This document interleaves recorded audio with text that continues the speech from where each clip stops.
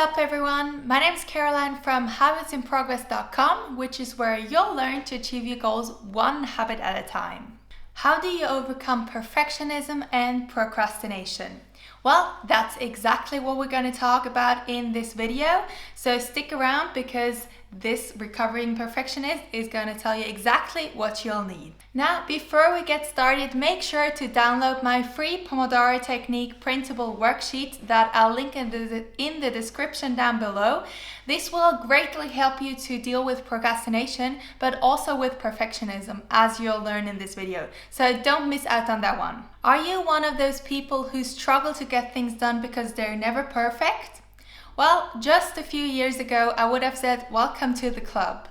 Luckily, I found a way out of that though. And looking back, I think there were really 5 major things that helped me to overcome perfectionism and finally deal with procrastination. Number 1 is the 80-20 rule, also known as the Pareto Principle.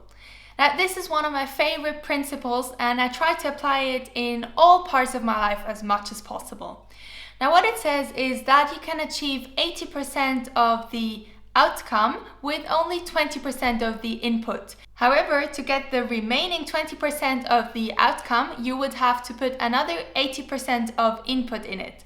So it doesn't really make sense to want to get to 100% because you'll need so much more than to get to 80%, and most of the time 80% is more than enough. So once I understood the power of this rule, I started setting more realistic goals for myself, and I just kept telling myself 80% is more than enough. There's no point in striving for perfection, striving for this 100%. That will get you a whole lot more work, but only very little more result. Now, that's not a very economical way to deal with tasks, right? And if you really want to be successful and if you want to get further in life, then that's what you need. You need to think economically and you need to make best use of your time. Number 2 is appreciating mistakes. Now, I know what you're thinking. What? Mistakes are the worst, right? And failure feels so horrible and you never want to get in such a situation, right? Yeah, I get it. It's daunting at first, and right after you made the mistake, it always feels bad. I think we can all agree that it would probably take us a very long time of practice that we would feel amazing immediately after having made a mistake. That's not what I'm talking about. What I mean is that after the initial shock has faded away, you can kind of go back, rethink your mistake, reevaluate how you get there, why you made the mistake, and then learn from it. And once you appreciate that and once you understand the power of mistakes, you get to learn so much faster. So now I live by the saying, fail fast, learn faster. You really need to appreciate mistakes as the fastest way to actually achieve a goal.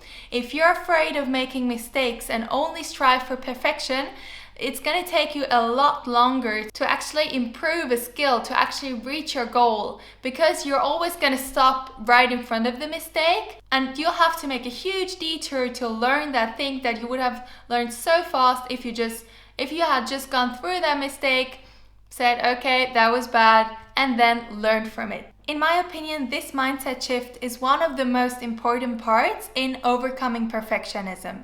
Because most people who are perfectionists often suffer from a lack of self-esteem or self-confidence. And I've totally been there. I'll get to that in a minute.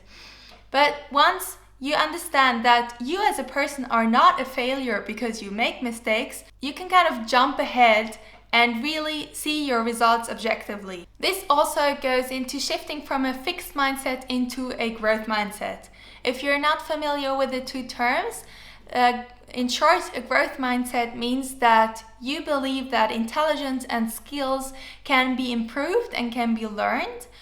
So people who are really skilled at something have put a lot of effort and a lot of practice in it, while people with a fixed mindset believe that this is just talent and some people are just born more intelligent than others.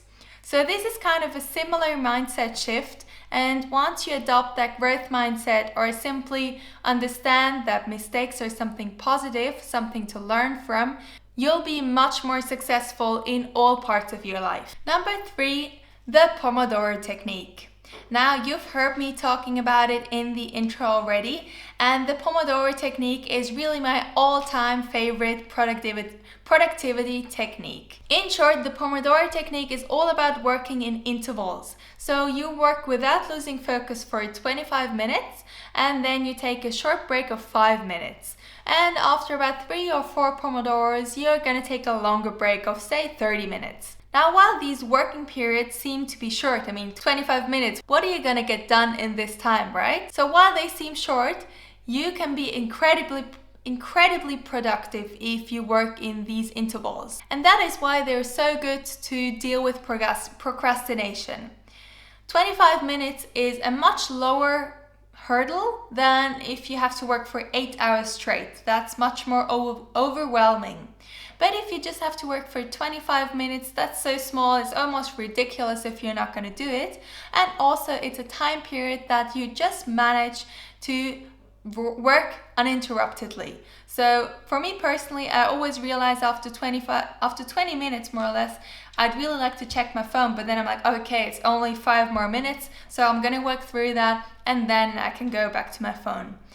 So that has really highly increased my productivity, and because of that also my procrastination, because I always know, okay, I can just do one Pomodoro, just 25 minutes, and then I can go back to something else. But the cool thing is that normally after 25 minutes sort of a flow picks up, and you either want to get finished with one task or you're really motivated to keep going and to do several Pomodoros in a row. And that's where the printable worksheet also comes into play that I've mentioned before, and I'll link it in the description down below, because that's where you can write out the task and then estimate how many Pomodoros you need, and then you can tick them off. And that's just the most satisfying feeling ever, isn't it? So go down to the description and get that download now. Number 4 is meditation. Now, in my last video, I talked about my experience with Vipassana meditation. I'll link the video in the cards on top of my head so that you can check it out.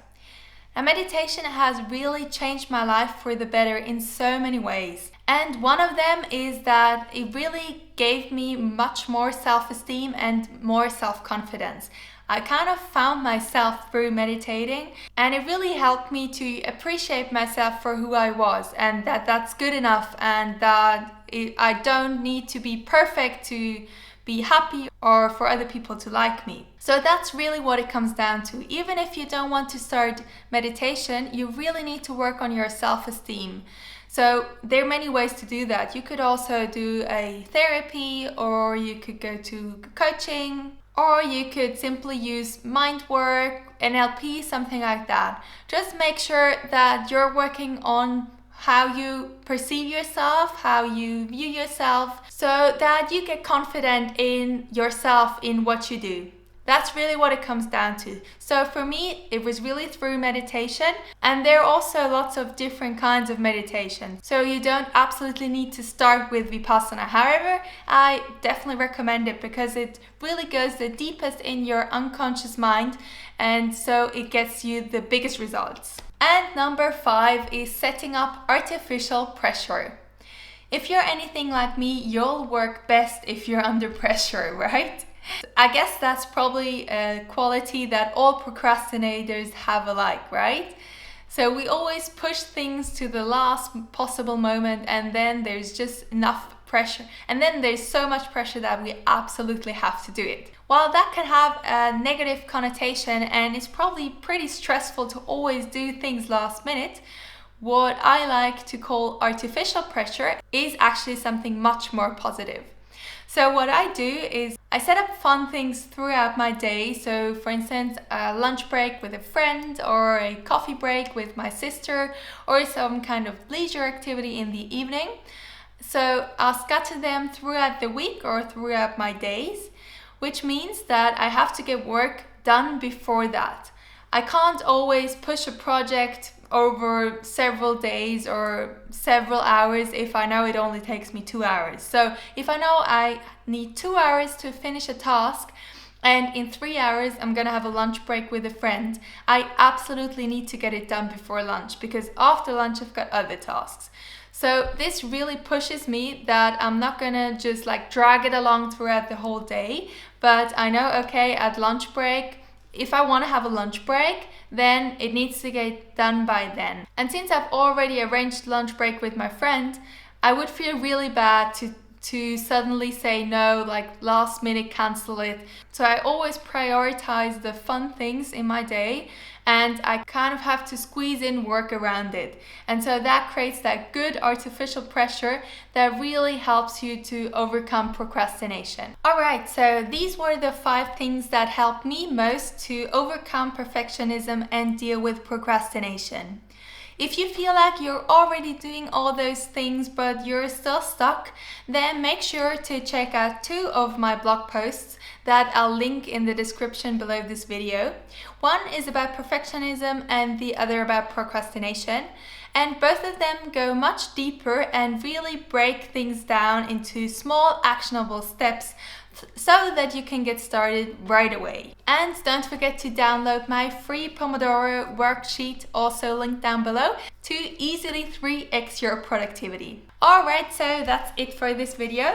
If you've gotten any value out of it, make sure to hit that like button down below and hit subscribe for more videos on how to improve your habits and your mindset. And let me know in the comments what has helped you most to overcome perfectionism and procrastination, and if you can resonate with one of those tips that I gave you, or if you have completely different tips and something else worked wonders for you. Let me know in the comment section. Until next time, keep those habits progressing. Bye bye.